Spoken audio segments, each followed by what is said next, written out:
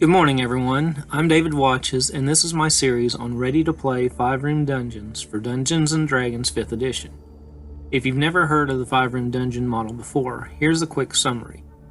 The model is a simple design tool that dungeon masters can use to create engaging adventures which the players can usually finish in a single session. The model includes the following 5 rooms or encounters: Entrance and Guardian, Puzzle or Role-Playing Challenge, Trick or Setback, Climax, Big Battle or Conflict, Reward, Revelation, or Plot Twist.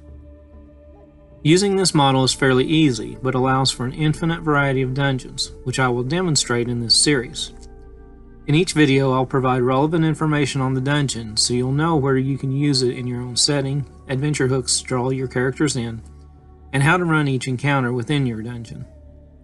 I'll also include a ready-made battle map in the description, as well as any handouts you may need during the course of the adventure. For our first video, we'll be exploring a dungeon from my Unrest campaign, simply titled The Stockade. Here are the general requirements and premises needed to incorporate this dungeon into your own adventure. The Stockade is in the basement of a constabulary, military barracks, or other law enforcement building. It should be located in a modest-sized town in your campaign world. Because the main villain in this dungeon has been arrested for murder rather than executed for this crime, it can be assumed that there is no capital punishment in this region. If this doesn't fit with your setting, assume the villain has committed lesser crimes, but is still considered a great threat. Also, the players will be encouraged to temporarily join the militia, although they will be asked to perform unlawful acts during that time. Make sure this coincides with your players' motives, or adjust accordingly if possible. One final item in the adventure is the presence of an imp working with the villain behind the scenes. If imps aren't present in your campaign world for some reason, choose a different monster with similar abilities. This dungeon is designed for first level characters, but can be adjusted upward as needed. In Unrest, the town of Belmont is under threat of invasion, forcing the army to increase the number of soldiers guarding the walls of the town. This leaves the prison understaffed and forces its overseer, Major Whit Danforth, to search for recruits elsewhere. He approaches the party and asks for their help in guarding the prisoners in the stockade, but he also has another mission for them. Recently, one of the prisoners tried to escape and wounded a couple of guards in the process. Major Danforth believes this criminal is too dangerous to be left in custody, especially when there is an outside threat to the town. He wants the party to become guards in the stockade in order to kill the prisoner and make it look as if he died in another escape attempt. The party takes the stairs down to the first room of the stockade. In it is a large wooden desk with a stack of papers, as well as a couple of torches on opposite walls to light the room. An old gnome sits at the desk looking over some of the papers. He introduces himself as Lewis Birch, jailer for the stockade. In order to join the roster of prison guards, the party will have to complete the application process, which consists of 5 tests presented by Lewis. The players must succeed at 3 of these 5 tasks, or else return to Major Danforth and get written permission to join, or use some other method appropriate to your campaign.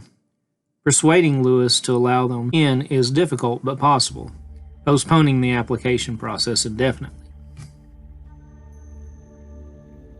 Once the party enters the following room, they meet up with the prison guards on duty.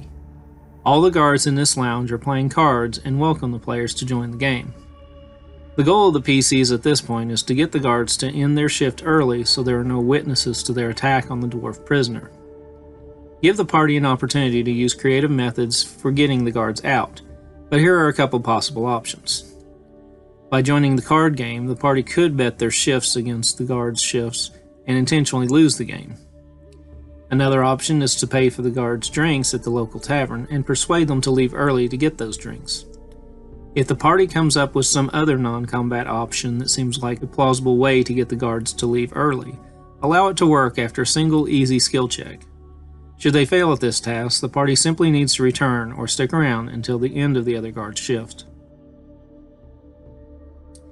Before the guards leave, one lingers behind to chat with the party. The guard, Larson, tells the party that he overheard them talking to Major Danforth about their plot against the dwarf prisoner. He mentioned that he is a trustworthy individual and is willing to keep a secret, provided the party makes it worth his while. A bribe or favor from the PCs is enough to keep him quiet for now, but how long he keeps the secret is up to you as the DM. A combat encounter should be discouraged, as Larson can still call for aid from the departing guards, which he is quick to tell the group should they draw weapons.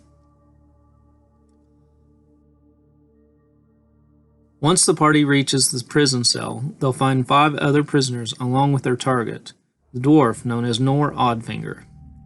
Each prisoner is locked up individually. You can include a bit of dialogue here between the PCs and Nor, but before they have a chance to attack him, he pulls an axe from beneath his cot and exits his cell. The dwarf shows off a key and then tosses it to the prisoner in the adjacent cell before attacking. At the end of each round of combat, the key is passed on and another prisoner enters combat. These prisoners, armed with simple clubs or makeshift daggers, only attack the party until injured, but Nor fights to the death. Being a prisoner, Nor has little to offer in the way of treasure. Most, if not all, of the treasure the party earns from this adventure should come as a reward from Whit Danforth for completing the mission. However, one noteworthy item that can be found in Nor's cell is a brief journal the Mad Dwarf wrote. These loose parchments vaguely describe the creature who aided him in both his escape attempts, and may lead to a search for this mysterious being. In my Unrest campaign, it turns out to be an imp who has been sowing dissent throughout the town of Balemont, but you can alter this for your own campaign.